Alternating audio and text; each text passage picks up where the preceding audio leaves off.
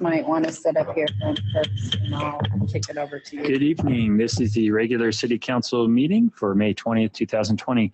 For the record, Council members Williamson, Rule, Aspiro, Darling, McAllister, and Grote are present. We'll now proceed with the Pledge of Allegiance. Would everyone please rise?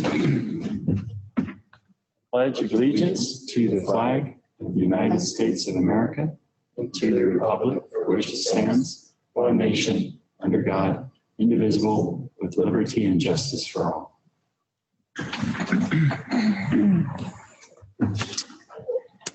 Are there any announcements from council this evening?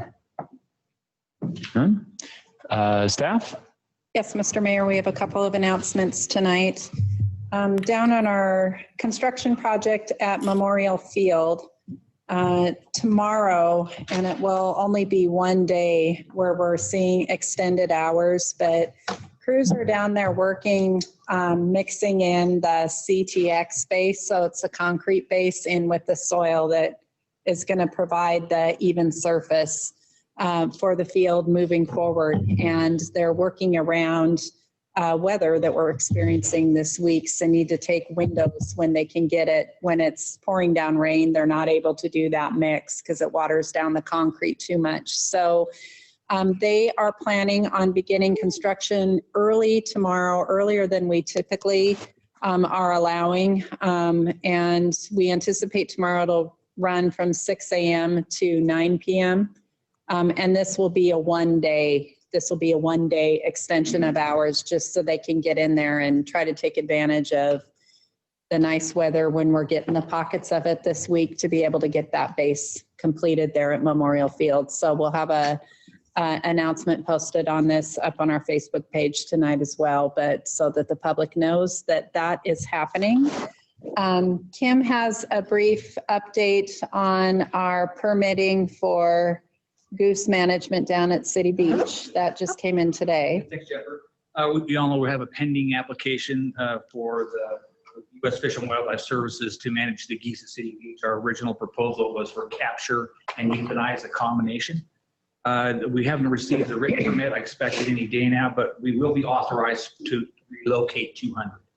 That's the same plan that we went with last year, which we relocated. It was successful. I don't know exactly why they decided to pass on the euthanize right now. I think they'll give us a more detailed plan.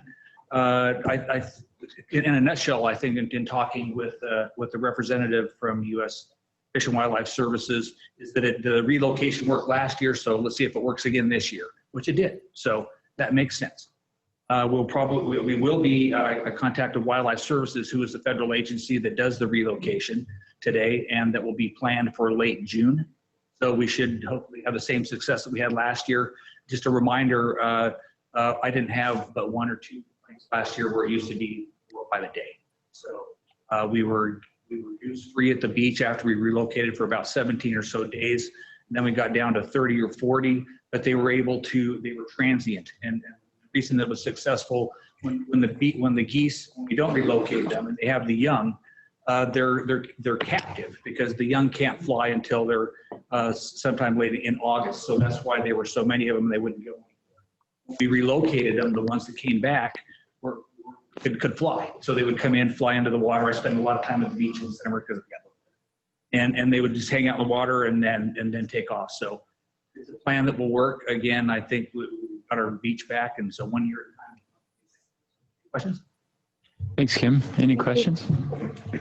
No? One final last kind of hot off the press announcement is we were on the agenda today. Council will recall that we had applied for a couple of grants to support the phase 2 improvements at War Memorial Field, which are currently under engineering right now. We had submitted a grant application to the Idaho Parks and Recreation Commission for a boat launch improvements, as well as the restroom facility down at the boat launch in the amount of $360,000. And we were on the board agenda today with a recommendation for full funding of that grant.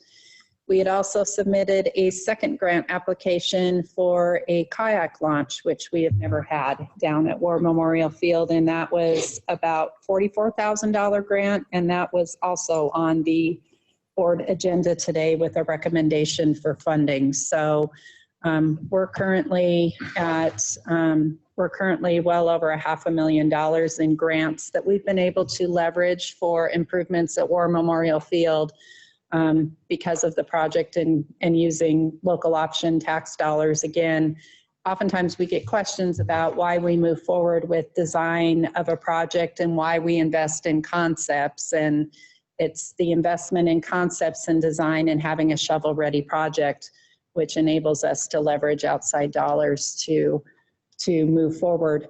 And for the year, we have grant items that are on the budget tonight, but I'd just like to especially call out for council and for the public tonight that in this year, this fiscal year, to date, we have submitted or in the process of applying for approximately $2 million in outside grant funding that we're able to leverage to support our local funding for projects.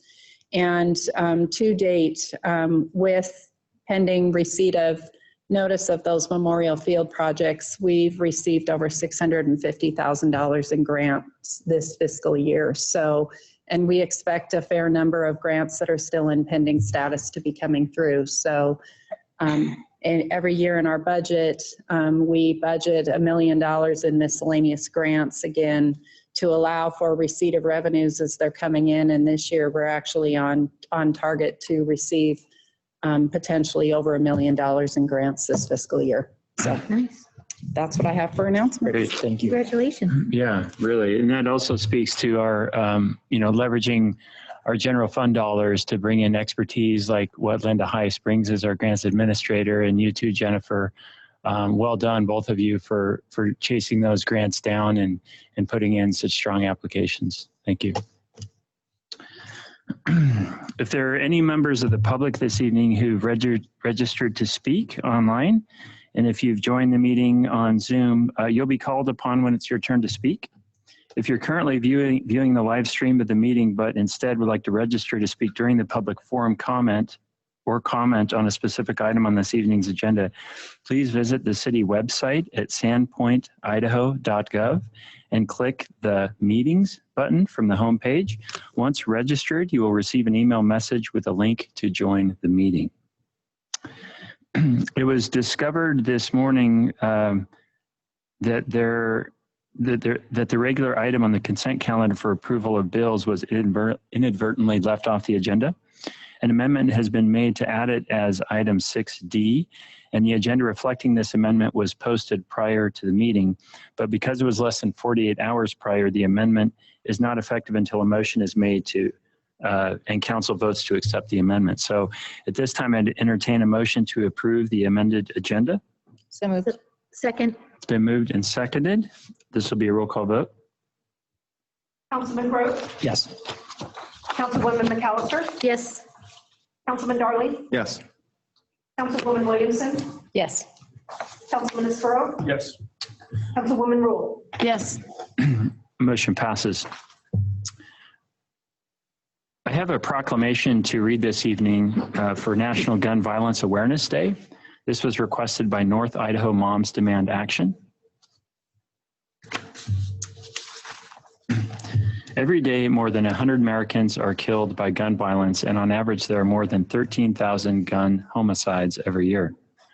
Americans are 25 times more likely to die by gun homicide than people in other high-income countries.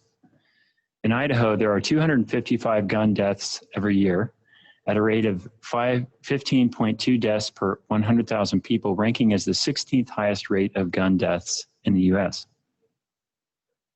Gun homicides predominantly occur in cities, with more than half of all firearm gun-related deaths in the nation occurring in 127 cities.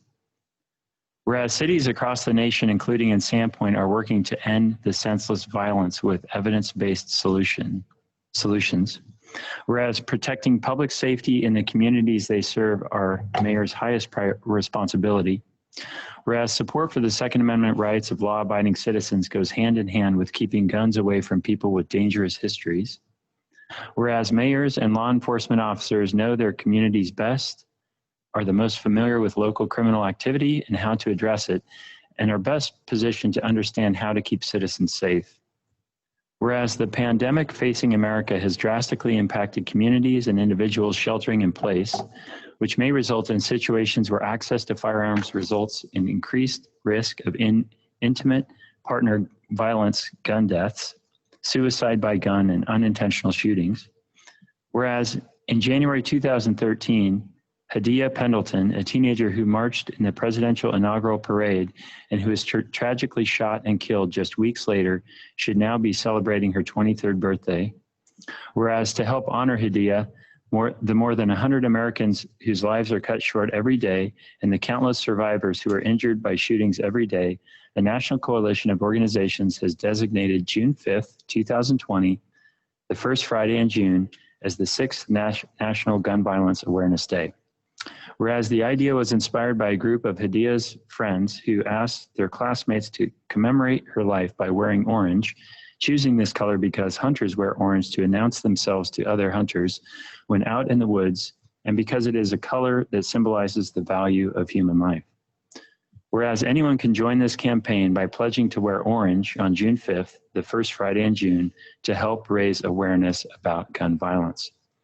Whereas by wearing orange on June 5th, Americans will raise awareness about gun violence and honor the lives of gun violence victims and survivors. And whereas we renew our commitment to reduce gun violence, pledge to do all we can to keep firearms out of the wrong hands, and encourage responsible gun ownership to help keep our children safe.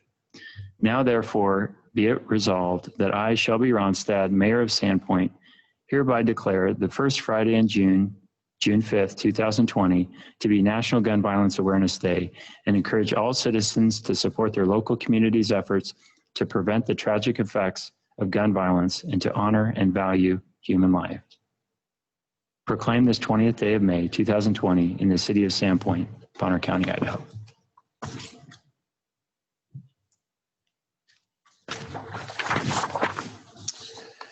Next is the public forum portion of the meeting. Please note that any written comments submitted by members of the public who requested that those comments be forwarded to City Council for this evening's meeting were forwarded upon receipt and will be included as part of the permanent meeting record. This is the public forum portion of the meeting, which gives the public the opportunity to address the council regarding items listed on the consent calendar or on any topic not listed on the agenda. Clerk, has anyone registered to speak during the public forum? No, Mr. Mayor. Okay. That therefore concludes our public hearing this evening.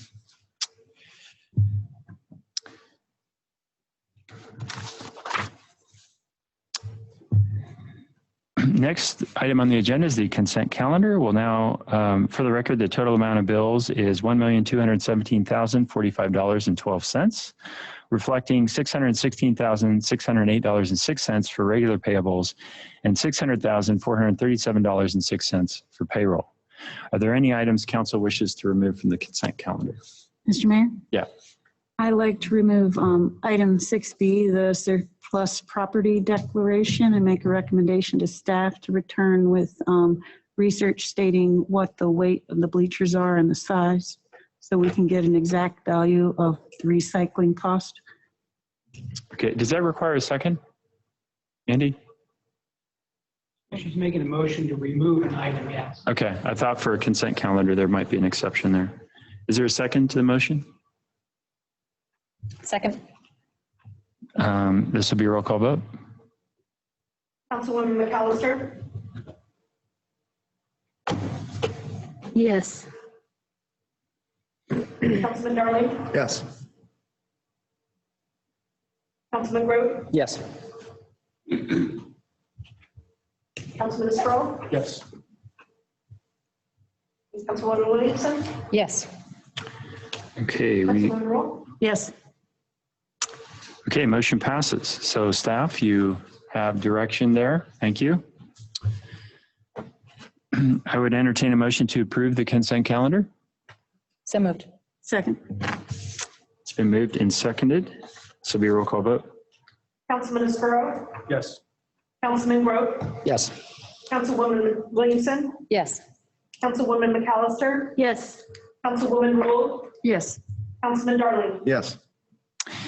Consent calendar is approved with the exception of item 6B, which has been directed to staff to come back in the future with more information. Thank you. The next item under old business is a presentation from Courtney Wallace and Ryan Copera of BNSF Railway. Are they with us online? Yes. They are. Okay, great. All right, Courtney, Ryan, are you there? The floor is yours. I see Ryan.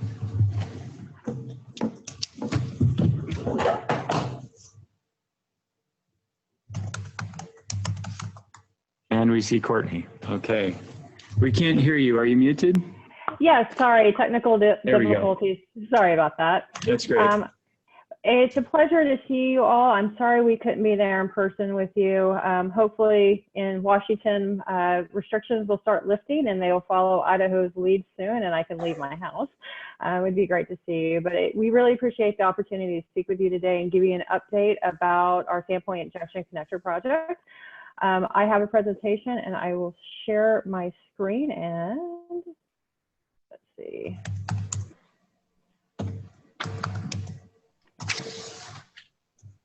All right. And are you able to see my screen? Yeah. Okay, perfect. All right, so again, we just wanted to give you an update on our project. I think as most people know that we are looking at building a second bridge over Lake Ponderay. We are also looking at expanding our 2 rail bridges at Bridge Street and Sand Creek. And we have started the process of work over at Dog Beach. And so we wanted to just give you an update on that. But again, this really will help improve rail traffic through our northern corridor and really help make sure that people who are at grade crossings can get to their destinations further, and that people at the end of the day, whether it's myself here in Seattle, people in Sandpoint and Libby, Montana, they're able to get the goods that they need, especially in the times that we're living in. So I just wanted to give you an update too, obviously with COVID-19 and the pandemic, BNSF and rail in general, we are an essential service. Our folks are essential workers, and we take our responsibility to ourselves, to our employees very, very seriously. So we have implemented several actions to make sure that our employees are safe. We have well-established plans to make sure that our business can continue without interruption. We've got people, resources placed throughout our network to make sure that trains are running. Because a lot of what we are moving these days, whether it's food, medical supplies, PPE for healthcare workers and others, those are all coming by rail. So we want to make sure that there's no interruptions in our network or our service, but we're also protecting our employees as well. And so in Sandpoint, what we've been doing is we're really strictly adhering to social distancing protocols. Any of our construction meetings have moved to online or call-in only.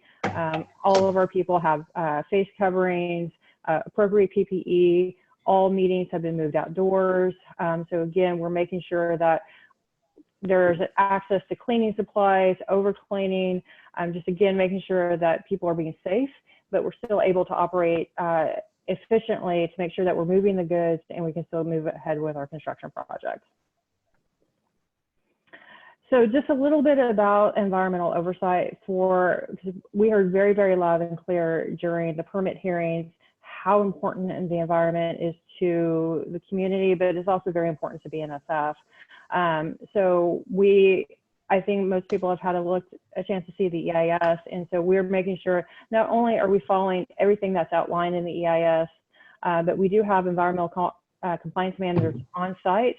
We have a dedicated managers who are on site at the project, making sure that all of our consultants, BNSF employees, are ensuring that all those protocols are in place. And also all of our other contract managers on site, they have been certified for the various compliance management that are outlined in the EIS. And we want to make sure that we're going not just by the letter of what's in the EIS, but above and beyond, because our people live in Sandpoint, we visit, we want to make sure that it is a safe area for when the trains come through, but also people can enjoy and recreate and the beauty that's in Sandpoint and in Bonner County. So where are we at right now? So really the first phase of the work started in 2019, and that's what we were doing with upland work. Really, this is for helping to prepare the site.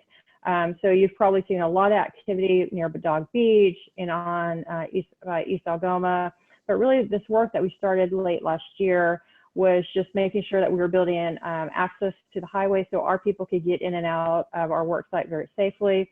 We were working with ITD on that. We also started building the trail, rebuilding some of the trail. We want to make sure that the pedestrian and bike path is able to be used during construction. So we started on that work, and we're building a new bike tunnel. And so again, we want to make sure that access never stops, that people can enjoy that throughout the year and during our construction. So really that was a lot of the prep work that we were doing late last year. So part of the current work that we're doing is working on that bike path. So you can see a picture of it here. We are building that new tunnel, and that's going to be crafted in the same style as what you see by Bottle Bay Road, what the county did. And we are doing some seating restoration of the area. The bike path will be open during Memorial Day weekend, so that's great news. And so the final touches, you'll see some final touches happening during June, but really we're coming to a good conclusion of that project, and something that we're actually very proud of. And we're really glad that the community will still be able to use the bike path. It'll have to be a permanent fixture for that bike tunnel, and it fits in with other similar structures in the community. And then, of course, I think it's very visible to see the different cranes and barges that are in there. So the current work that we're doing over at Lake Ponderay, the big work that we're doing is that we're building 2 temporary work trestles. So those are the temporary bridges. They are not going across the entire lake. I've had a lot of questions about that. So there'll be temporary, 2 temporary structures, both at Dog Beach and over by East Algoma on the south shore. But again, they are not going across the entire lake. And because they're not going across the entire lake, we will see a reduction in the amount of piers that will be on there to support those trestles. So that's good news. We do have work barges staged. I want to be clear too that any equipment that goes into the water, we are adhering to the invasive species protocol. So they are all going through the checkpoint stations.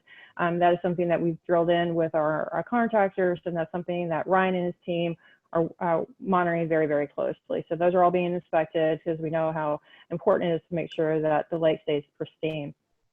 The hours of construction are from 7 to 7, Monday through Saturday. The vertical clearance of the existing bridge will remain unchanged. And then all of the work trestles and barges will have nav lights and work zone buoys in that area. We'll also, throughout the construction process, we'll be working with the Coast Guard, and they will be doing local notices to mariners. And I'll talk about this at the end of the presentation, but we also have a microsite that will have information updated throughout the construction period, probably about once or twice a month, with updates that are happening. But as far as the navigation, the U.S. Coast Guard will be issuing local notices to mariners so that they have updates as well.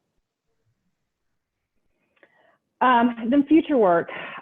So with Bridge Street, that work will occur during the winter months, and we'll be working very closely with city and staff and Jennifer and her team throughout that project, because we will make sure that access to City Beach goes unhinged, and that with all the other construction that's happening in by the city and by others, that there's a good coordination on those topics.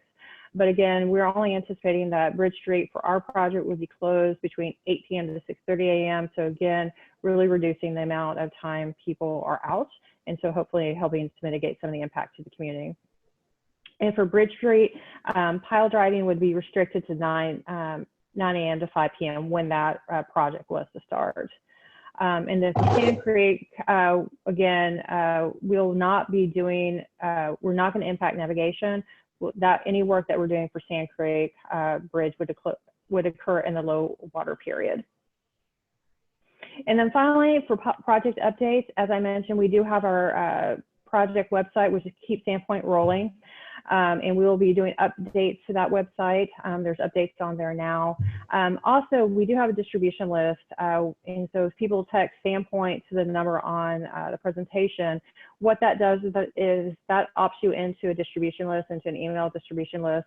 And we'll also update people through that email list if they would like to receive it that way. So you can proactively contact us through texting Sandpoint to the number on the screen, or you can visit Keep Sandpoint Rolling as well.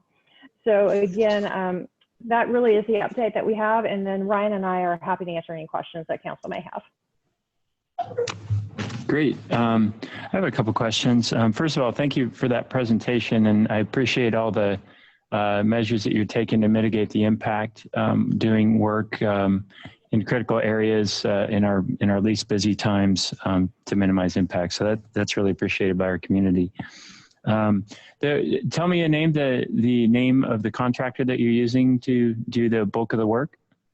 It's Ames Contracting. And where are they based out of? I'm just curious. Ryan, where's their head office? So the personnel that are working on this project out here in the field are based out of Minneapolis originally as their head office for this project, but they're a nationwide or mainly Western United States company. Okay, thank you. I appreciate that. Does council have any questions? Thank you, Courtney. Thank you, Ryan. We appreciate your time tonight. Thank you. Okay. The next item under old business is an update from Parks and Recreation Director Kim Woodruff regarding the City Beach Lifeguard program. Thank you, Mayor, Council. Better news this time. Thanks to Jennifer's networking with the City of Bonners Ferry, we've been able to secure the use of some of their resources and pool to get some new lifeguards.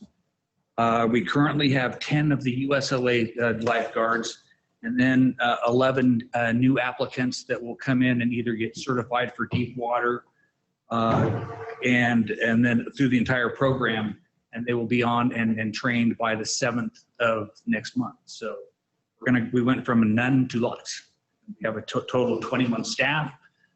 Expect a loss about mid-season in August of 9, leaving us with a remaining of 12 for a second season. So that's very, very bright news. I'm happy to share that. That's great. Yeah, I really appreciate that extra work, the staff for making that happen. I appreciate council for putting their foot down and really demanding that we preserve this program. To bring this awareness to the public.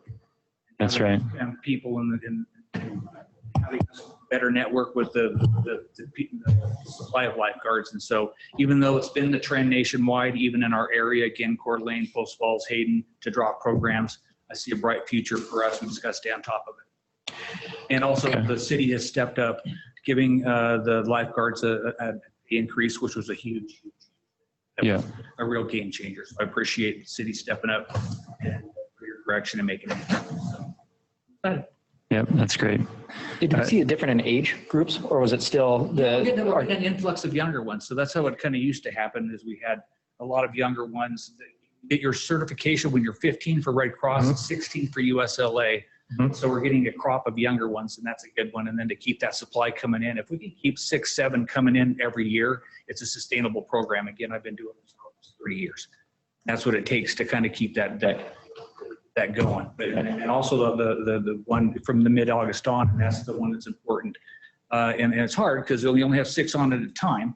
And so the lesser experienced guards will have less hours, but we do continue through the USLA to have weekly in-service training, fitness training, and networking, and it truly is a group. It's fun to watch those kids grow and mature into leaders. And it's a serious job, and then they take it serious. Right. And then I just have two other follow-ups. One, one of the guards, I think. We did pencil you in. Perfect. Great. The young lady that spoke on the phone and presented to us.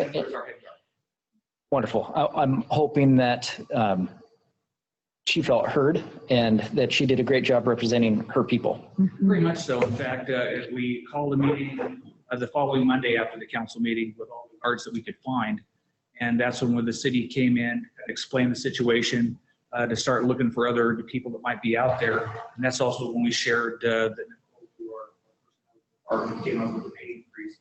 And between the two was the Okay. we more excited. Thank you for your holding the line and making. Great, great. Thank you. Great, well done, Kim. Any questions from council? Okay. Is there anyone from the public online that would like to comment on this matter?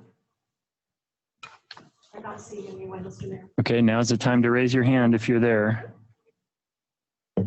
Okay. Next item on the agenda are staff updates. We have an update on the downtown revitalization project from Infrastructure and Development Services Manager Amanda Wilson, who's coming before you now. Thank you, Amanda. Thank you, Mr. Mayor. Good evening. Update regarding our downtown revitalization phase 2 project. I'm very pleased to let everyone know that it is substantially complete. If you've been downtown, you've probably seen that the sidewalks are done, the asphalt is completed, the striping's down, we have all the signs up, so it's really looking and feeling like the final product. The contractor did complete the work in accordance with their original contract terms. All milestones were met. And we anticipate that their final milestone will be completed as well, which is considered final completion. And that is by June 1st. So basically everything will be cleaned up. All the temporary signs will be removed. And there is a section in front of a business on Church and First that we had to do some additional work to remove a void underneath the sidewalk. That is the work to remove the void is completed now. And so this week, or this coming week, we anticipate that we'll have the sidewalk placed and the pavers in, and it'll really look like it's truly done. So we're excited about that. I do not have the final cost numbers yet. I anticipate those here very soon. We still have a little bit of work to complete. So we'll have final invoicing next month.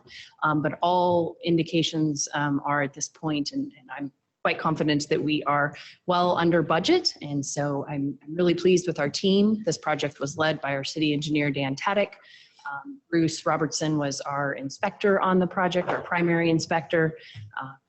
Really commend them for keeping this going. I also want to say thank you to Sunray, contractor, who did a great job, as well as our engineering team with Century West Engineers and HMH. I think it really was a collaborative effort to keep this moving, not only during a pandemic, but also just the logistics and challenges of being downtown. Also, a huge thank you to the public and the businesses who've just been amazing throughout this entire process.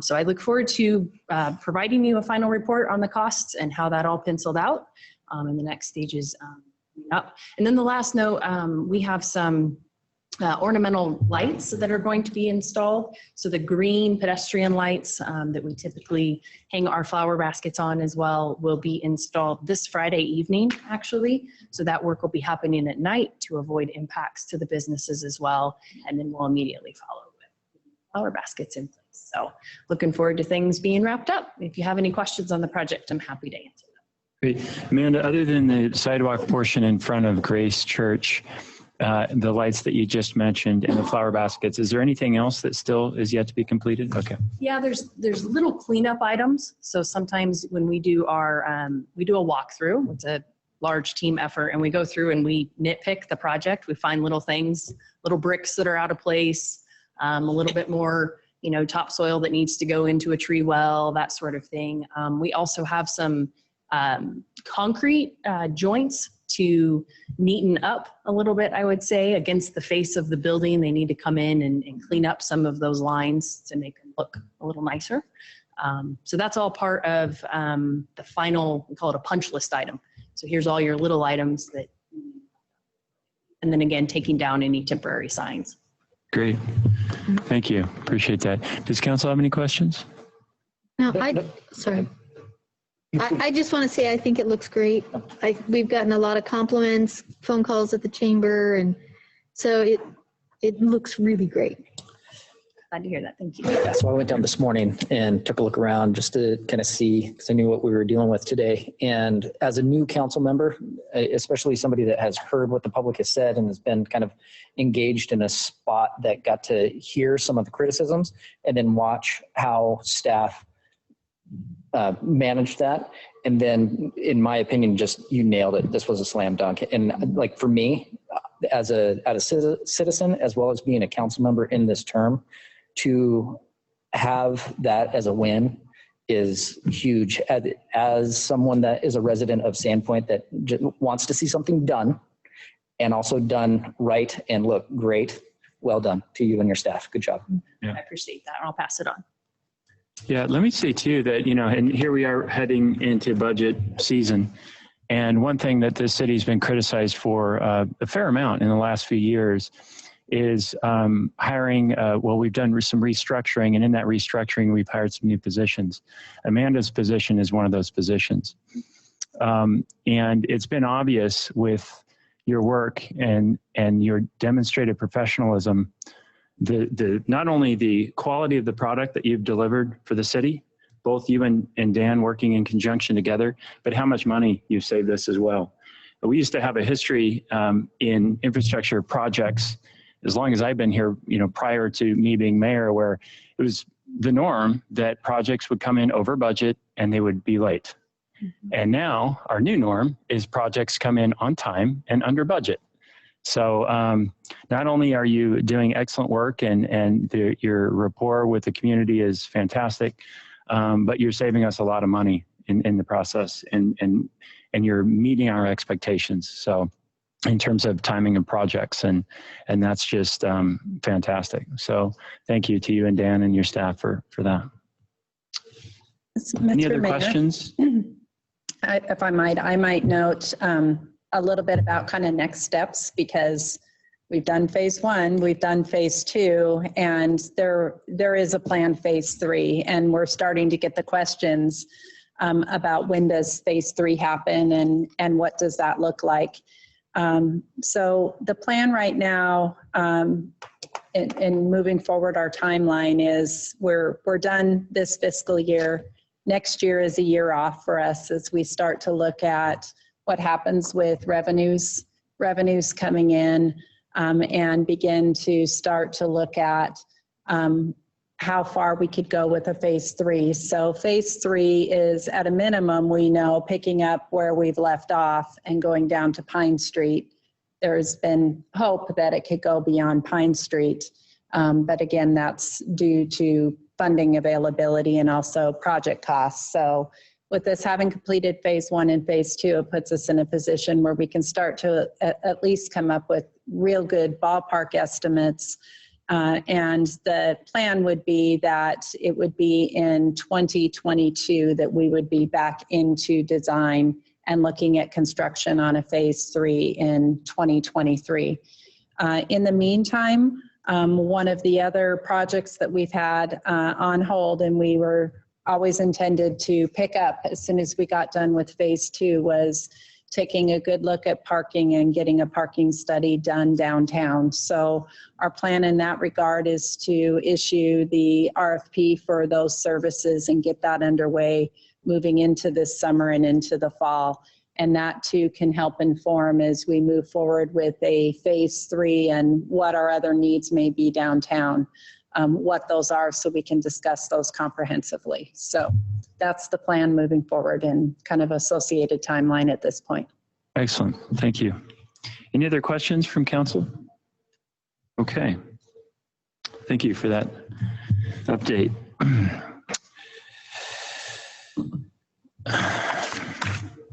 Next on the agenda is a proposed ordinance amending City Code Title 7, Chapter 2, Section 2, regarding sidewalk cafes. And Infrastructure and Development Services Manager Amanda Wilson will begin with a brief presentation regarding this issue. Mr. Mayor, I think Oh, I'm sorry. We have Chief. I left you. Skipped you.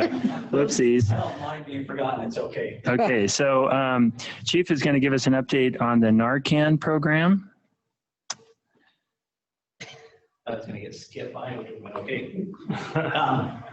This is really a grants project that we coordinated with Linda Fowl for the grants through the Idaho Office of Drug Policy. But if you haven't heard of Narcan, it's used for opioid overdoses. We've had an issue across the U.S. for quite a while with overdoses. They used to be in a shot form, which wasn't great for the they've got it now in a nasal form, and basically a nasal spray that the officers can carry in their pockets. If they respond to a case where they believe there's an overdose, they can pull it out, they can administer it themselves. Just in our county in the last couple of months, I know that we've already used it without state rights for it. So we as part of Twin Partner, we just asked Linda to file for some grants for us.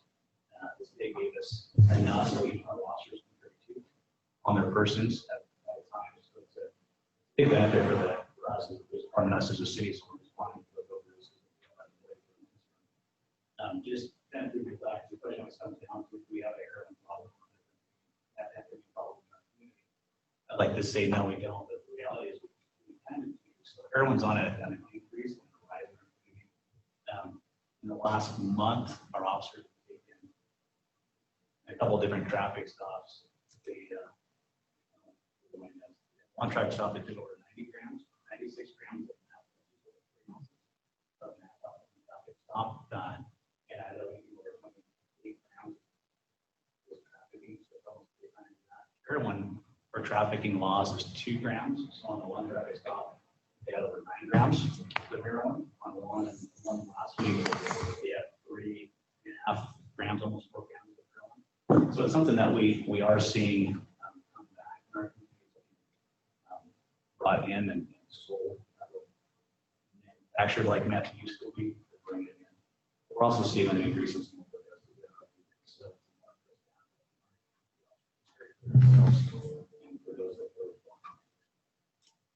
Chief, is Narcan, it's effective for both methamphetamine and, because it's not an opioid, but yeah, it's also effective. Well, it doesn't probably wouldn't help with the meth law, but it's anything with opioid really. Fentanyl, oxycodones, heroin's a big one that'll hit. The nice thing about it is the officers get there, they see them on some type of narcotics, they passed out, we can administer it. They see no harm, no foul in the aspect, it's not going to hurt them for administering the officers. Okay. They don't help benefit it because it helps take away that. Yeah. And if the victim is not breathing, is it still effective? Yeah, you just okay. Okay, great. Any questions? Yeah. Could you speak to what happens after we save somebody, like who overdoses? We try to get them help or get them back to life and then have fun again? Yeah, it's a really good question. So we haven't used Narcan, but just in general, we absolutely have overdoses. Usually it's medical. Okay. So usually we'll facilitate medical getting there. They get transported to the hospital. Usually we'll work within that aspect. Charges, if you're looking at like charges, usually charges aren't something that's first thought because it's the first system. Yeah, I was thinking more of long-term help as opposed to. Usually court rehab goes to the court system. So okay. The answer is a charge or something that court can rehab it. Any other questions from council? Just thanks. All right. Is there anyone from the public who would like to speak on this matter? Or in the downtown streets for that matter? I kind of skipped that one. We good? Okay. Nobody's raised their hand. Okay. Next, we have an update. Any additional updates, Jennifer? Mr. Mayor, just a brief update on our electronic systems. So we're continuing to improve as we are with our electronic systems. We've gone to Zoom meetings a couple of meetings ago. We're continuing with that. I mentioned at the last meeting that we were in the process of converting for our recorded videos from Life Size, which was the system we were using, to YouTube. And so our council meetings, if members of the public want to view our council meetings moving forward, there is a link on our website. We typically are posting the link on our Facebook page as well. And we encourage people, if you're wanting to watch the meetings live, and whether you think you want to participate or whether you don't, participate via Zoom, because if something is discussed at the meeting and you decide you want to make a comment, you may want to participate. You have the ability to raise your hand and do that, even when you think you may not want to say anything, but that could change as the meeting goes. After our meetings are over, they are available on our city YouTube channel. We have one. So all of our council meetings are on there. You'll also see this week we had a historic preservation meeting, and we've had an arts commission meeting in the last week. So all of those meetings are available on our YouTube channel.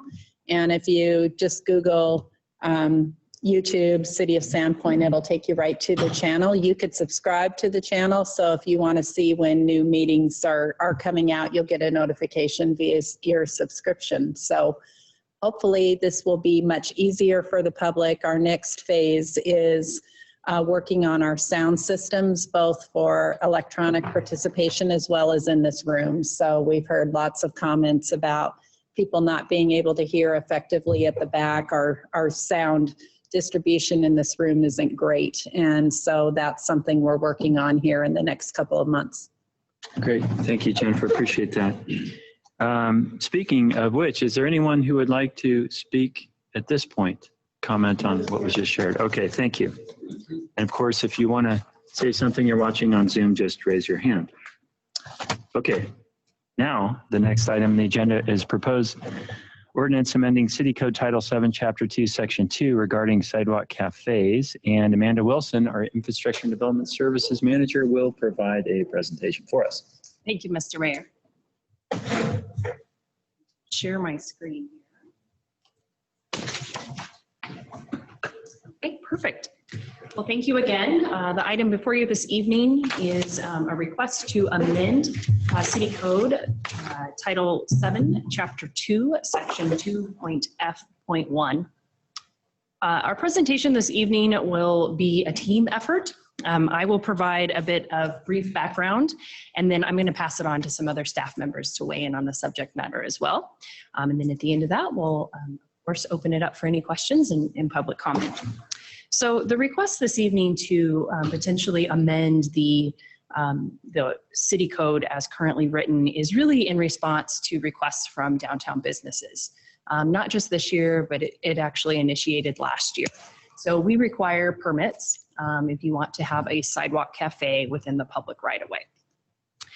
If you'll recall, at this time last year, we came to council and suggested, and council, some of council members here this evening, approved a temporary moratorium on the enforcement of the portion of a sidewalk code where a barrier would be required. So to clarify, the current code requires that you put a barrier or a temporary fence around a sidewalk cafe. We heard a bit of pushback from business owners in this regard, not all business owners, but some of them saying this was prohibitive. We also have some areas where the sidewalk just isn't quite wide enough to accommodate that in a way that provided for accessibility satisfactory manner. So we took kind of a pause on that enforcement with council's approval to see how it would play out for the season before coming to council with a request for a permanent change. We did not receive a single complaint that any of our staff members are aware of regarding that lack of enforcement, if you will. So to that end, we reached back out to the businesses this year to get additional feedback. I want to be clear that this proposed change doesn't prohibit barriers or temporary fencing. In fact, some businesses are a fan of it and they would like to have barriers in front of their businesses. We're not saying in this change that they can't. What we're doing is we're trying to propose flexibility in the code that would allow the permit process to address site-specific conditions. That's really the value in the permitting process is they apply, we look at the conditions for that particular location and apply what makes sense in that area. So to that end, I also wanted to note that the barriers from an alcohol control perspective, as you may have read in the staff report, the state Idaho or the state licensing does not actually have restrictions around fencing or requirements around that. They really defer to the local jurisdiction. So that would be on our police chief and his perspective and his staff as far as the value of that and when we would need to require it in that regard. So alcohol in that sense in our community, we're not currently seen as an issue. I also think it's important to note, as I did in the staff report, that the original intent of the current code, it's clear that it was rooted in ADA compliance, specifically for visually impaired. I think there's validity to that. And I think it's important that we take this opportunity to really hone in on the ADA concerns. What I will say is that this is a great opportunity to also introduce you and the community to our new building official. Many of you knew Don Carter. He recently retired in March. And last October, we actually brought on his successor. Her name is Christine Coleman, and she started with us in October. Her and Don spent quite a bit of time together. He had a lot of institutional knowledge, but Christine comes to us with a significant amount of experience, and quite frankly, some experience that we didn't have here at the city before, specifically regarding ADA compliance. And I'd like to introduce her tonight and have her speak on this matter directly. She is the expert on it, not me. But I think it's important just to note a couple things about her that she wouldn't tell you, so I'm going to. Not only does she have many, many certifications, she also, for over 20 years, has been a licensed mobility specialist, and she has been an instructor for visually impaired for over 20 years. In 2014, she was ICC certified for an accessibility inspector and plans examiner for ADA Title III. In 2018, she also received her certified accessibility specialist certification for ADA Title II and Title III. So for a long time, Christine has provided consultation, surveys, comprehensive reports, training, and transition plans for private entities as well as governmental agencies regarding ADA compliance. So I could talk about her for hours because I'm really impressed by her, but I think this evening we will just limit to, I'll have her come up and kind of speak to the matter about sidewalk cafes specific to ADA compliance. And we have a few other folks that are going to chime in about this subject as well.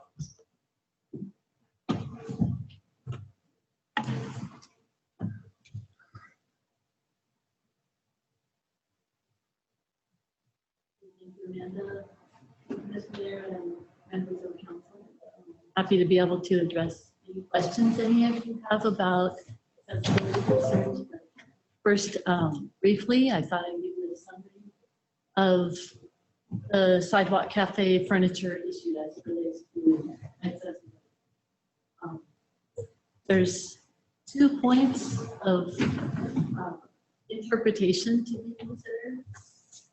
First, all sidewalks that are public sidewalks are obligated to comply with the accessibility guidelines, the ADA accessibility guidelines. The first point where there's some room for interpretation is that the issue of the furniture constitutes what's called a preclusion. Basically, it's an obstruction hazard on a public sidewalk. So the risk is that tables and chairs on the public sidewalk can create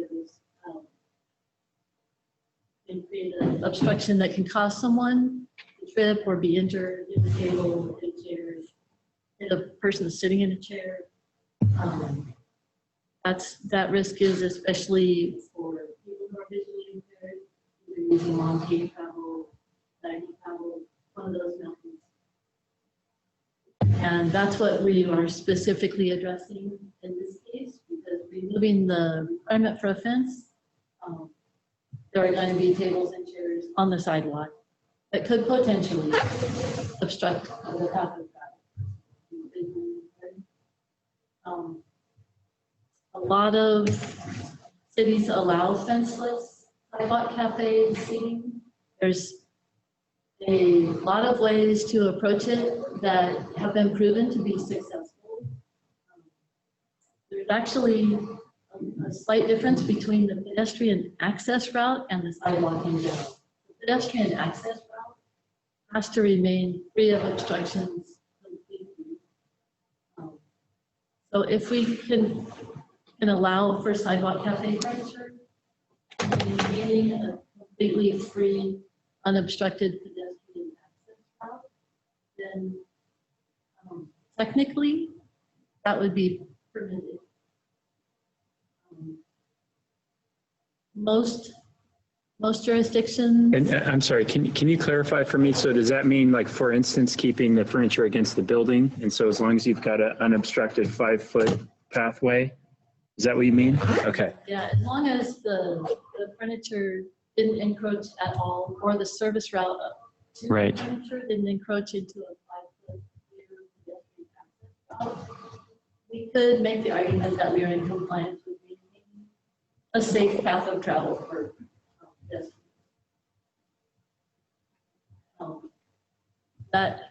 That's an interpretation item, because the guide also says all sidewalks have to comply with the guidelines, and where those cafe furniture is also on the sidewalk.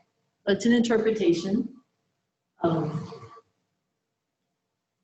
It's not. It's up to council and business owners and to decide whether that's a safe interpretation or not. Well, but have the courts weighed in on this? I mean, that's really the issue. It's been tested, and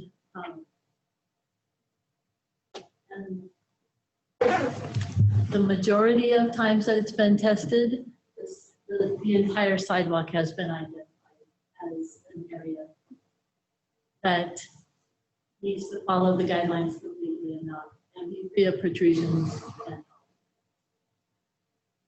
And to speak to that exact question, jurisdictions that allow fence-free cafe dining typically require diverters placed at either end of the cafe footprint to divert traffic around, pedestrian traffic around the tables and chairs, or curbs or other detectable elements at either end. The ADA Technical Assistance Manual has this recommendation. It recommends frontage widths should be increased and physically separated from the pedestrian when it comes to sidewalk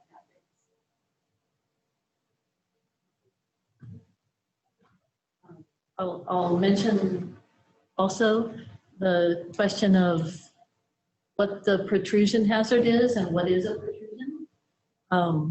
Protrusions come in two forms. One are permanent protrusions that project from a wall. The reason that's important is a lot of visually impaired travelers use a wall as part of their means of staying oriented and traveling. So they stay fairly close to the wall, maybe within 12 meters. So protrusions that project from a wall are allowed only to be a maximum of 4 inches from the wall if they occur between 27 and 80 inches above the walking surface, unless they extend all the way down to the walking. There's another kind of protrusion called freestanding protrusion.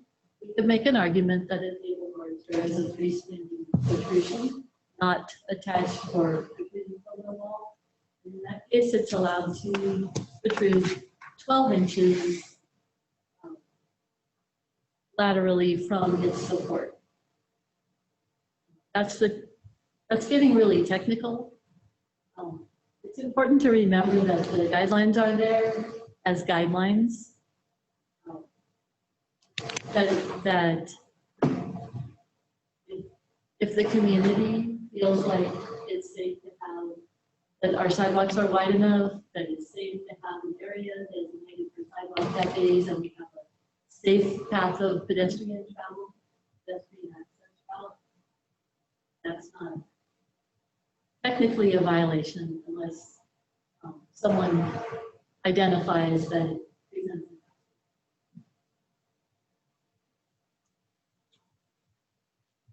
Okay, is that it? Oh, I'm happy to answer any. Okay. Are there any questions from council?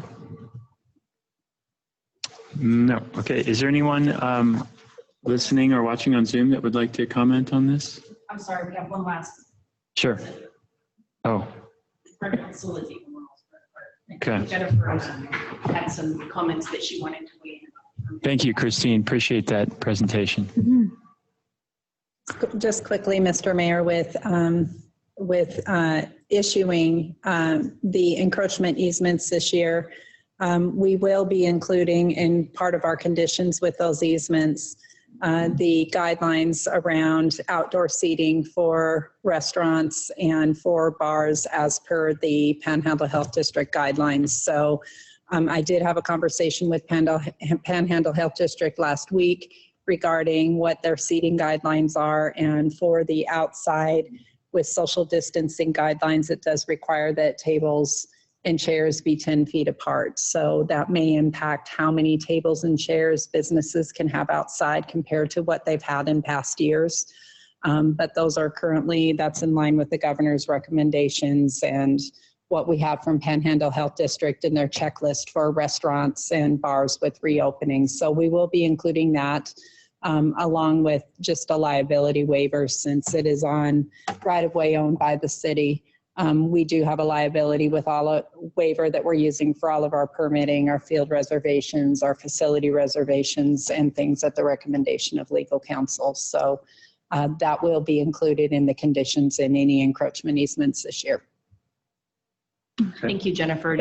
Just as a conclusion, I wanted to wrap up and kind of highlight the changes again and recap the previous statement that the intent with this is to allow the code to provide flexibility in the permitting process. So in the permitting process, be able to handle the site conditions and condition it accordingly to ensure we're mitigating the ADA concerns, the other concerns that are in that area as well. And so again, the requested amendment is in front of you this evening. Strike the section regarding specifics about barriers, but in doing so to allow or to provide a condition that states that all tables, chairs, and related services shall be placed immediately adjacent to the building, and reemphasizing that a minimum 5-foot unobstructed travelway shall be maintained at all times. So between the permitting process and our code enforcement staff working collectively with the businesses to provide what makes sense the most in this situation. Additionally, we have at the recommendation of legal counsel, we've made some modifications to provide as limits change, not include dollar amounts in our code to provide what makes sense at that time.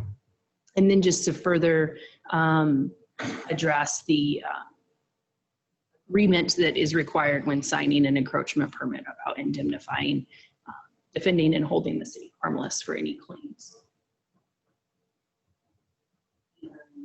Clarifying who we prefer to use city versus the individual staff members in city code.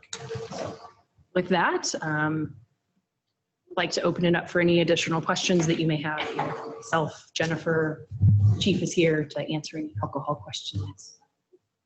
Yeah, go ahead, Councilwoman. So I got a little confused just then. So the cafes are intended to go up against the building?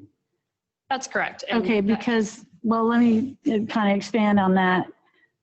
Visually, everything's changed so much downtown, but are the benches not towards the curb? Correct. Most of the benches are in the planter strip, but we do still have benches that are against the building face. But there's still a maintained 5-foot, because it was my understanding that through ADA regulations, it made sense to have all of your street furniture on one side of your sidewalk as opposed to making it mismatched, because if you can't see, you don't know as you're moving along. And so I thought in the design, we had put all the furniture street side. We have not. And further to that point, we also allow merchandisers to sell goods. We have businesses downtown that put their racks in front of their businesses. Those are not intended to be in the planter strip.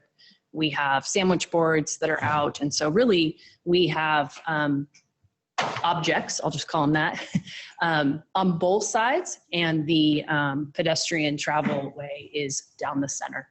And in our current configuration, it is more often than not with both of those things on either side, it's more than 5 feet in most of downtown. Where we can't provide that, and where a condition like you're describing, where it would cause confusion or potential hazard, we have the ability to not issue a permit. But no, not everything is on the curb, to answer your specific question. Okay. So if I may, Yeah.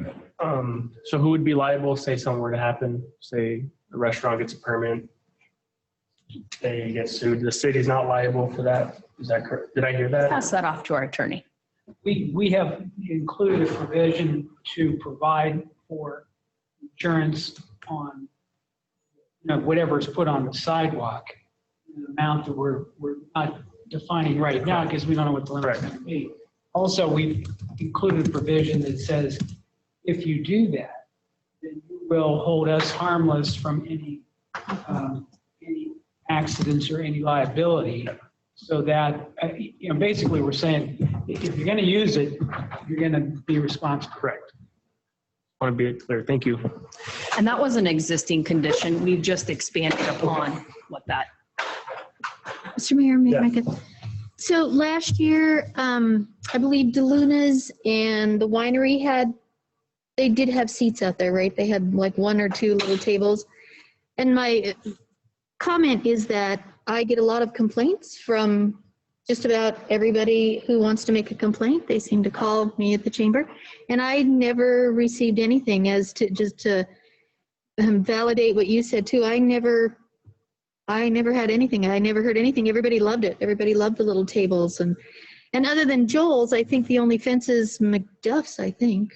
Yeah, Jalapenos also has the deck fencing that is outside of their business. And we have previously required it. That one specific example where barriers have been challenging is on the corner at Fiesta Bonita. That's a pretty tight area. And so requiring fencing there, although there was a solution that was found, I feel like there's always, there's a way to find a good solution. I think they worked through it, but it was certainly challenging, and they absolutely, for them, would prefer to have the ability to move. But again, other businesses prefer it just for their own operations. So the temporary one. The temporary, yeah, they all need to come down in the winter, obviously, for snow removal purposes. Okay, yeah, go ahead. So, and there are a couple tighter corners, and through the permitting process, I think that's going to vet some of these situations that we potentially will get into, and with Andy here helping us with the liability aspect of it. It's great. We spent a ton of money on those sidewalks and they look great. The guidelines for the social distancing are still here. Our restaurants are restricted by things out of their control. If we can do everything that we possibly can to help them increase their footprint so they can gain what it is that they're losing, this is that I think a good middle ground for businesses to keep going while they're also complying with things that are above them.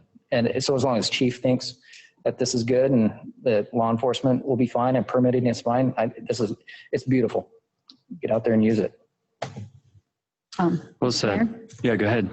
So is there a possibility within this ordinance, if a restaurant business owner has a neighboring business, that they could get permission to, because of the social distancing, extend the width of their tabling with permission from, I'm just asking because we're in a very unique situation, and I wouldn't say that would have to be something that's permanent, but I'm just kind of tossing that out there. And then the second piece for me would be, I read through a lot today, so I don't remember if it's in the ordinance that we're changing. Would we still be requiring the end-to-end reflection deflectors at each end? Not a fenced-in environment, but where those tables start on either end of that pathway, would we be requiring some kind of deflection? I think we, in every permit application, need to work with our certified ADA specialists to help us come up with a solution that works for each application. and lean on the businesses to provide the solution to us that works best for them, and then work through to help ensure compliance. So As far as your spacing and if we would extend the tables further, I think that's really a question for Jennifer. She's been our lead regarding COVID. We would consider allowing a business to extend beyond the space in front of their business with the permission of the adjacent property owner, but we would require that permission in writing. Otherwise, they're limited to the space in front of their business. Okay. I think, for example, I believe City Beach Organics has done that in front of the Remax business downtown. I'm not Chief? sure we're aware of whether they've gotten approval from adjacent property owners in that case.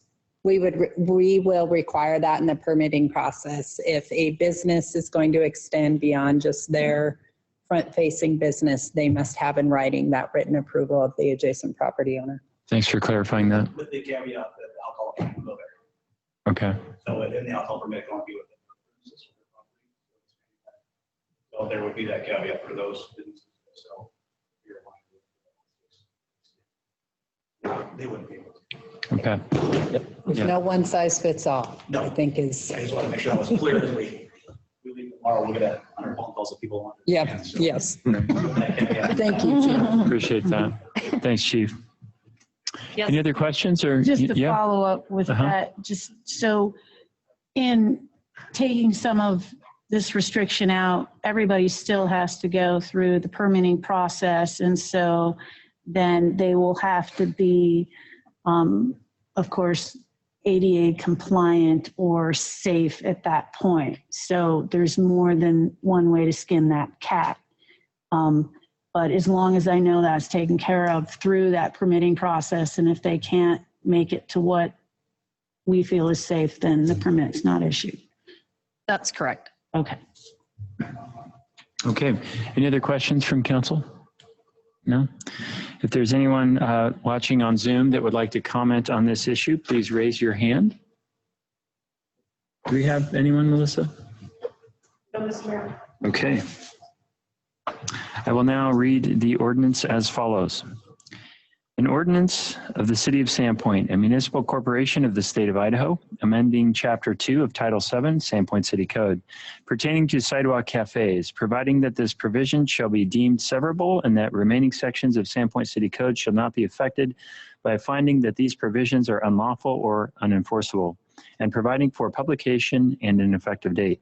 I would entertain a motion that the ordinance pass its first reading by title only and that the summary is approved. So moved. Second. It's been moved and seconded. Is there any discussion? This will be a roll call vote. Councilman Darling? Yes. Councilwoman McAllister? Yes. Councilman Espero? Yes. Councilwoman Rule? Yes. Councilman Grote? Yes. Councilwoman Williamson? Yes. Okay, the ordinance passed its first reading by title only and the summary is approved. I would entertain a motion that the rules requiring three separate readings, once in the ordinance's entirety, be suspended and that the ordinance pass its second and third reading under suspension of the rules. Is there a motion? Second. It's been moved and seconded. Is there any discussion? This will be a roll call vote. Councilwoman Rule? She just stepped out. Councilman Espero? Yes. Councilwoman McAllister? Yes. Councilwoman Williamson? Yes.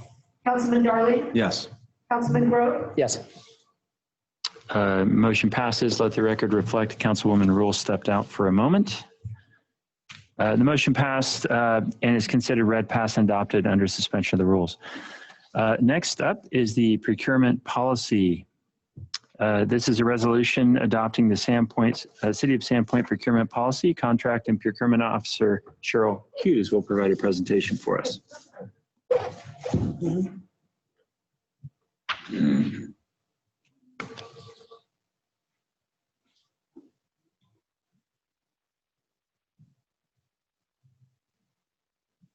While Cheryl is setting this up, I'd like to note for Mayor and Council that we really appreciate the work that Cheryl has done in developing this policy. Sandpoint, this will be the first actual full procurement policy, believe it or not, for the City of Sandpoint that we've ever had. So we've kind of had a signature authority chart historically, but this is another one of our administrative business cleanup items that we tasked Cheryl with when she joined our team, was to get a procurement policy that really spelled out clear rules and protocols for all of our divisions across the city relative to procurement. So I'll hand it to you, Cheryl. Good evening, Mayor and City Council. The item before you tonight is a newly composed formal written procurement policy, which incorporates the procurement process and signature authority levels that was approved by City Council on March 25th, 2020 for resolution. This formal policy provides the needed and important guidance, direction, and accountability for the city's responsible procurement of goods, services, equipment, and construction. The mission of the City of Sandpoint's procurement policy is to protect the integrity of the procurement process and seek out the resources in order to secure the highest quality goods, services, and construction in the most ethical and responsible manner for the benefit of the community. This procurement policy follows Idaho law and addresses several areas of procurement, including accountability, conflicts of interest, ethics, the solicitation evaluation process, the protest to solicitations that we may receive, and provides an updated local preference portion, replacing the existing local purchasing policy that was last updated and approved by City Council on March 21st, 2012. It could use a little bit of refreshing. This updated local preference portion of the policy is in accordance with State of Idaho law, Statute 67-2801, and supports the City of Sandpoint's local businesses and economy as allowed by the law. The procurement policy also provides policy on emergency procurement, which is essential to have in place for response and recovery. That's an overview of the policy. I do want to draw your attention to the wording in red on your screen. It was recognized today that there was language that really needed to be included that, again, allows, is basically supporting other areas of the policy that we are following Idaho law. And this language was missed in this section, so it was added this morning. So this item, we're asking for approval as presented this evening, incorporating that change. Any questions? Council, any questions? No? Excellent work, Cheryl. Appreciate it. All right. Is there anyone on the Zoom that would like to comment on this matter? Please raise your hand. No one, Mr. Mayor. Okay, no one on the Zoom. I have a question, actually. Yeah, go ahead. So if I'm reading that correctly, it has to go to the lowest bidder, period, correct? That's what the language was added, that, yes, typically it has to go to the lowest responsible and responsive bidder, but there are exceptions within Idaho law as it pertains to construction and design build areas where that necessarily would not be the case for the lowest responsible and responsive bid. Yeah, let me give an example. Let's say there's a local bidder who gets outbid by somebody out of state by just a little bit, but we want to support local. Would the local business be out of the equation? No. Okay. The local preference portion of the policy was one of the most important areas to me to get right. And it has a threshold of $25,000. Okay. And it covers commodities and non-professional services and equipment under that $25,000. And if they're within 10% of somebody not in Sandpoint or Bonner County, if we don't have a local in Sandpoint, it becomes local Bonner County. If they're within 10%, then the local has the option to match the lowest vote submitted. So we don't pay more because they're within 10%. They actually have to match the lowest bid. Okay. Thank you.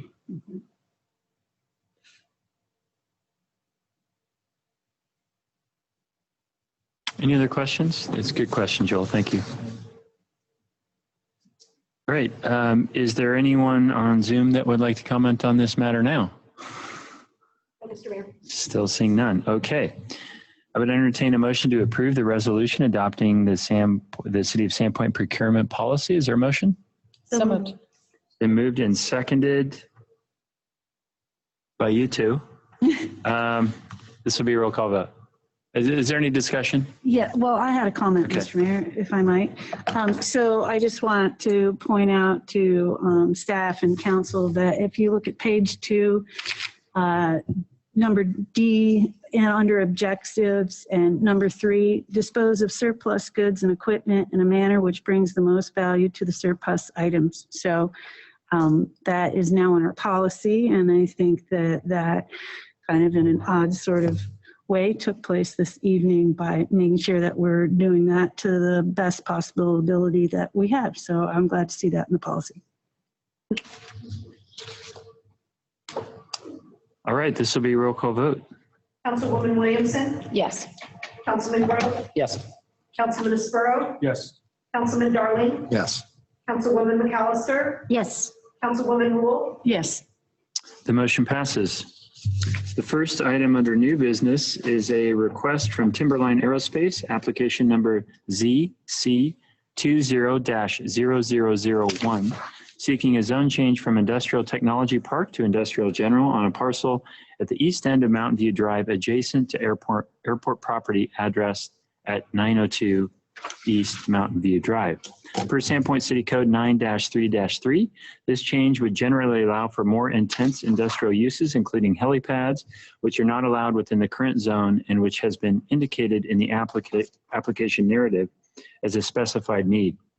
It should be noted that subsequent development of a helipad would need to meet all required FAA standards. The Planning and Zoning Commission voted unanimously to recommend approval of this request following a public hearing during their regular meeting on May 5th, 2020.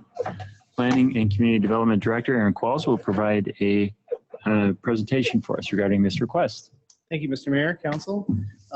As the mayor indicated, this is a approximately 9.43 parcel that is located adjacent to the Sandpoint Airport on 2 sides.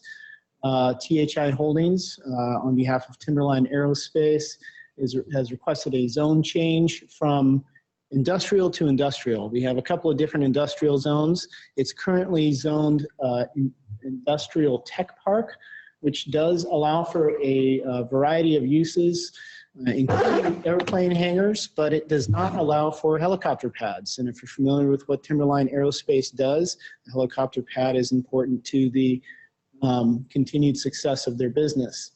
The comprehensive plan designates the area as industrial. The Planning Commission found that there was the zone change request was in accordance with the comprehensive plan.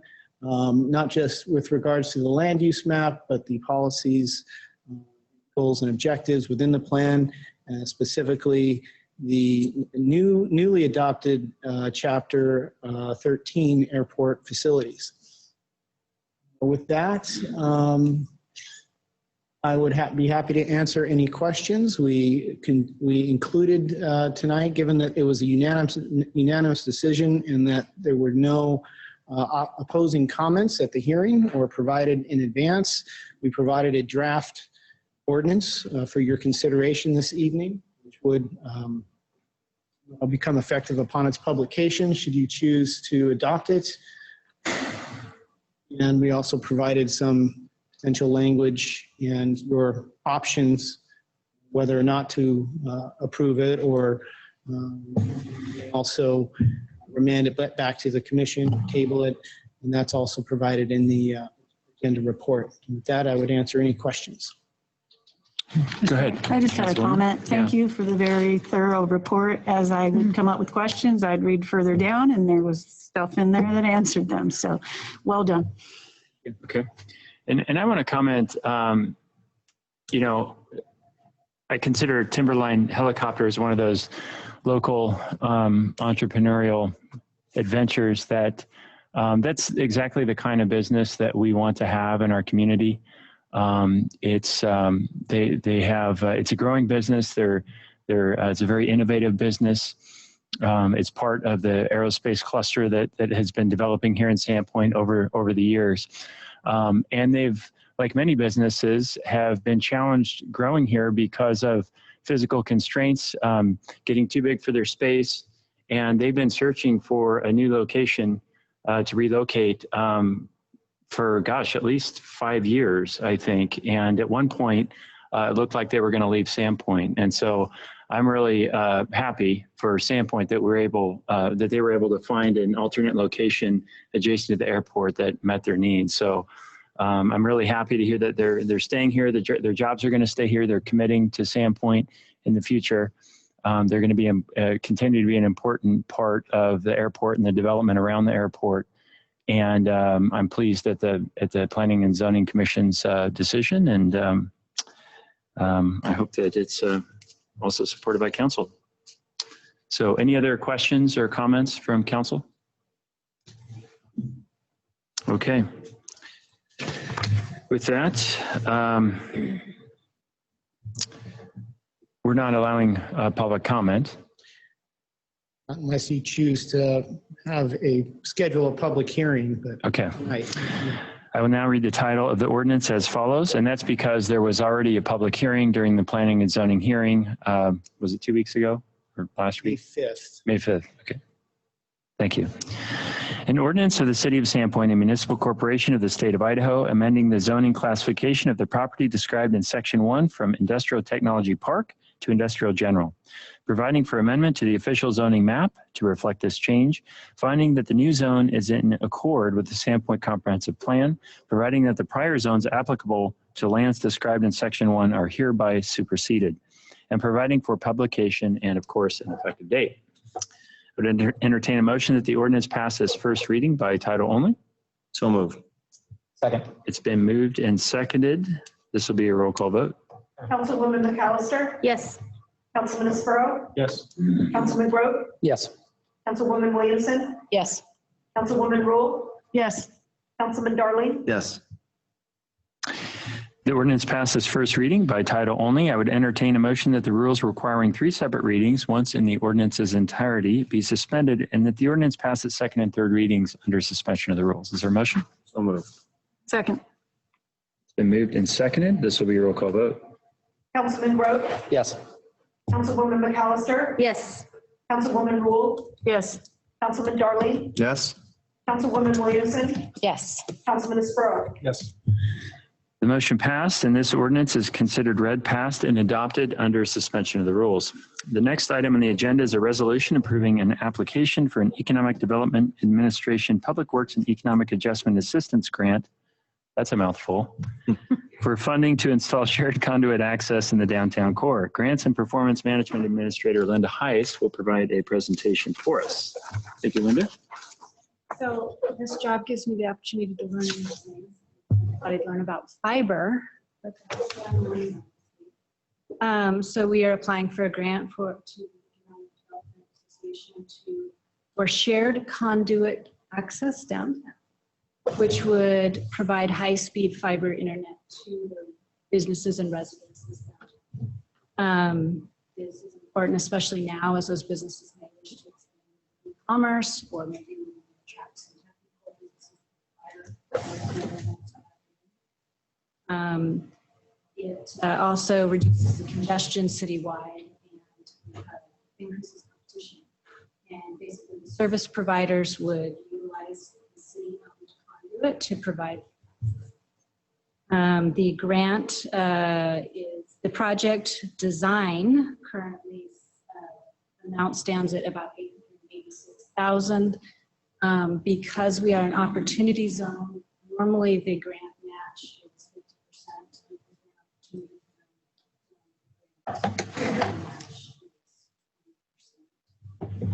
Which brings us to a grant of $709,000. And that kind of brings me to the next item, which I'm forward. We're also applying for a GEM grant from the Idaho Department of Commerce to help pay for $50,000 of that 20%. And so we're asking for you to approve both of those resolutions. That's great. Thank you, Linda. Any questions? I have a question because maybe clarification. So how is this different from the POP? I thought that's what the POP did. The point of presence is opened up the access to everybody. So is this different than? So what this does is this actually extends our fiber backbone through the downtown core. So currently, particularly for the businesses that are located along Sand Creek, there's limited options for service for those businesses because the service drops come in from the back. And so this is the project that we had contemplated doing this year and are still moving forward in conjunction with the Vista Utilities, whereby they bring the utilities underground, and that's done in conjunction with the fiber going in. As designed, that is the portion of the project related to service for Sand Creek. But this project also has other elements in it where currently when our fiber system was originally built, it included anticipation of a network hub for the service providers to connect into. And that hub was unfortunately in the original design located in our city parking lot. And in our city parking lot, if we were to ever contemplate in the future something going vertical on that, a parking structure, or something else, it needs to be moved from that lot. Furthermore, the fiber line actually runs right through the middle of the parking lot, which would also prohibit anything from going up above in that parking lot. So this would realign that, create a network hub, which service providers are indicating that they need, which would be instead installed at the back. We would extend our maintenance building at Jeff Jones Square out into the parking lot a bit and put it there. So it's not intrusive anywhere else in terms of a future project. It would just be the extension of our existing building. Which is the restroom building, correct? Yeah, the back of it. Right. So, yeah. This project, it also contemplates the use of a new technology, which we first used, or a new product in fiber, which we first used last year when we did the project in the art alley. And so it really is a design concept that would anticipate really what our fiber needs are 50 years into the future. As more and more things go electronic, this would allow for greater capacity, greater number of service providers. And what we've also asked them to include ultimately in their design, now whether that's part of the grant or not, it may not be part of the grant, but it would be part of the project, would also be our final phase of our fiber project, which creates the connectivity down North Boyer. And that gives us a redundant loop in our fiber system. So if we were to have a break, we would have something happen in our fiber system, we've got a redundant loop from another aspect of the fiber system. It's also something that the service providers are interested as they're now building out into Pend Oreille and into the communities north of us. So it would give them that connectivity to build that bridge up that way as well. So those are all the things we're really anticipating as it's building out our network for the future. I would note that what makes us most competitive for this grant is, again, the POP, to your point, Councilwoman McAllister, is located on our water treatment plant property. It really is the point where all of the service providers are coming not only into Sandpoint, but into the communities beyond. So Pend Oreille, Kootenai, those that are building out connections with Dover, really their point of presence is coming into our water treatment plant. And so our fiber network, as we're building it out, and particularly throughout the downtown core, they're using that to make their connections elsewhere. So any of our new fiber providers we've seen come into the community in the last several years, and those that have built significant infrastructure improvements, so that would include Ting, that would include Fat Beam, and even Intermax. They're coming into the community through our point of presence, and their basis for building out in our region is via the city's backbone fiber network. All of them start on our dark fiber and our connections downtown and build out from that. There is a second redundant path now coming into town, which was built by Fat Beam. So it actually goes up 95 along the railroad tracks. It crosses under the river, and we gave them an easement and access then to connect into town at the system there at War Memorial Field. So it's in that kind of stormwater collection area next to the parking lot at War Memorial Field. So that's now the second point of connection that the service providers are using in case there's a break. And we've seen that happen over the last few years.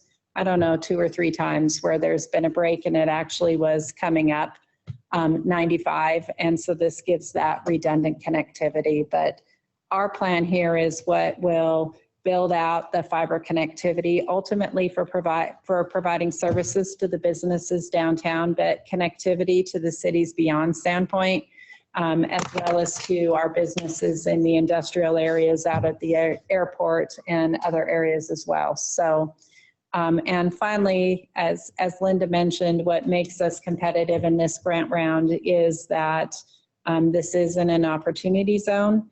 And we also have a development that is proposed, which we'll be talking about a little bit more at the next council meeting at Bridge and First for that rebuild project. So the fact that this fiber service, the underground utility service would benefit that development makes us more competitive for these dollars. Great. A couple questions, Jennifer. That Fat Beam second line, is that currently connected to our backbone? Yes. Okay. Yep. And you mentioned a new technology that would enable us to, be the system to be relevant 50 years in the future. Can you elaborate on that a little bit? So it is, why is it escaping me? I'm trying to remember what our tubes are. Do you remember what? Is it the Maxell? Is it the Maxell? No, it's not Maxell. Yes. Future Path. Yes. Thank you. Okay. That's what it is. So when we originally built out our fiber system, and Sandpoint has a really unique fiber backbone that is unique from what any other community is using. We see different models where cities have built out the whole fiber infrastructure and put in the dark fiber themselves. And we started down that path originally with the idea then that the service providers are going to lease dark fibers from the cities. The downside to that type of a build out model, it is the most expensive way to build a fiber network for the city. And there's many different ways that cities do it. They either use, which we did, which was general fund dollars to build that out, or there's been a lot of talk in recent years about the fiber network build out in the city of Ammon, and they have that dark fiber network, and what they have done in terms of financing for that is they've done an LID. So the community members are paying for that over and above their property taxes through an LID assessment. We originally built out our phase 1 of our fiber network through a dark fiber system.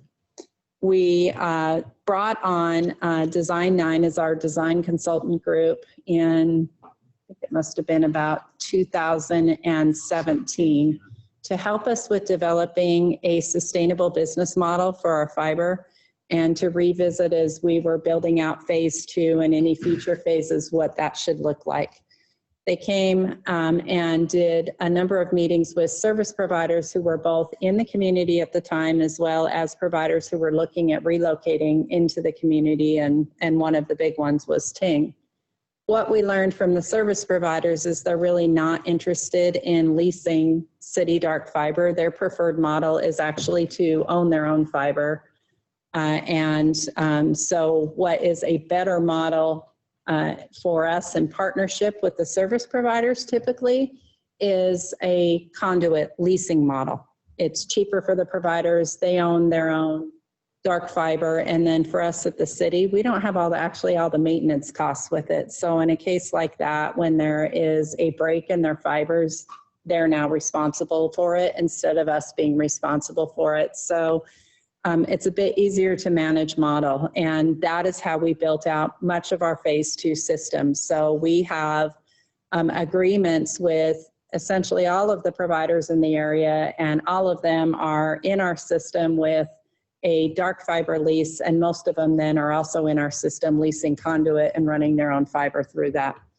When we are needing to build our own fiber, city fiber to areas, the benefit of the conduit leasing model too is typically we're doing a conduit lease, pulling Maxell in that, and then in a sleeve, they're leasing a sleeve, but we also could have our own fiber in a sleeve, and it meets all of the criminal justice requirements for security and things. And again, it's a cheaper way for us to do it. In the downtown core, with what is planned both behind Sand Creek, and first along Sand Creek, as well as the build out that we really need for a 50-year build out in the downtown core for fiber. It is a Future Path, which is a new product. It is not a 2-inch conduit. It is a smaller product, and they have to use a microfiber to pull into it. Actually, when we first put this in downtown, none of the fiber companies that we have in our area had actually ever used the microfiber, and weren't really familiar with the Future Path product. But after we pulled that through the art alley, what we heard from all of them is in their own build outs, they plan to use the microfiber and to use the Future Path moving forward as well, because they really found that to be a very effective product. The benefit to it at the end of the day is it allows for more fibers to be pulled through. So you can do typically 144 strand fiber in a 2-inch conduit sleeve. In the Future Path, we can go 500 strands of fiber. So again, as we've been talking with our consultants and really pushing to, this is the technology of the future, and what do we really need to serve this community 20 years down the road and 50 years down the road? We need to have the capability of that much fiber pulling through our system in order for it to be a truly effective backbone. So this now brings Future Path into our system, but we would treat it as, again, kind of like a conduit lease. We're working through the business model on how all of this would work, and it all comes down to negotiation between what we're doing with developing this system and what works for the service providers. And we found that really early on as we were developing the system, that again, if we had followed the original plan, what the city had anticipated, we would have built an extremely expensive dark fiber model that had the redundant loops and things. And we probably would have found it wasn't heavily utilized with the service providers, and we may not have recovered our dollars. So this is a much cheaper investment for us. Obviously, it's very significant when we're looking at what that 50-year build out is with a $1 million project. But again, with the availability of the grant dollars, we believe that gives us the ability to leverage this and have something that we're not talking about upgrading 10 or 15 years from now. That's great. Thank you for that detail. Any questions? Yep. I did have a question. So when I look at the dollar figures, that still seems like an awful lot of money for putting in that section down at the creek, not independently, but because we're working with Avista. So I'm a little bit confused about what part Avista is taking. Are they digging the trenches because they're bearing their own electrical, and then are we, then putting our conduit into those trenches? And is it just a materials cost that makes this number appear so large to me? Because it seems like the labor cost would be far less, but I don't know what kind of agreement we have with Avista in cooperating in this. We're still working on the details with Avista, but keep in mind, again, this project would be significantly cheaper if we were only looking at the Sand Creek portion of the project. But this is the network hub and relocation of that from our parking lot over to Jeff Jones Square, realignment of that existing dark fiber that we have in Jeff Jones Square out into the public right-of-way and out of our parking lot to make that connectivity. as well as then all of the future path connections that are needed. So there's a few areas within the downtown core that we also have built out of future path. So connections kind of going over on Second down towards Coachella, where again, we've got a heavy user and they're building off of this system there again, the fiber providers. So it's not just the Sand Creek area. Okay, because I didn't really find that detailed of an explanation, so that makes more sense to know that it's not just this single trench along First Avenue on the Sandpoint Creek, and then the numbers weren't adding up, but to know that, I guess I would ask in the future that we have a little bit more detail on that so that I can understand that more. Okay. Thank you. Okay, any other questions or comments from staff? Council, sorry. No? I would invite anyone watching on Zoom, if they wouldn't want to comment on this matter, to raise their hand. No one? Okay. I would entertain a motion to approve the resolution for an Economic Development Administration Public Works and Economic Adjustment Assistance Grant application. Is there a motion?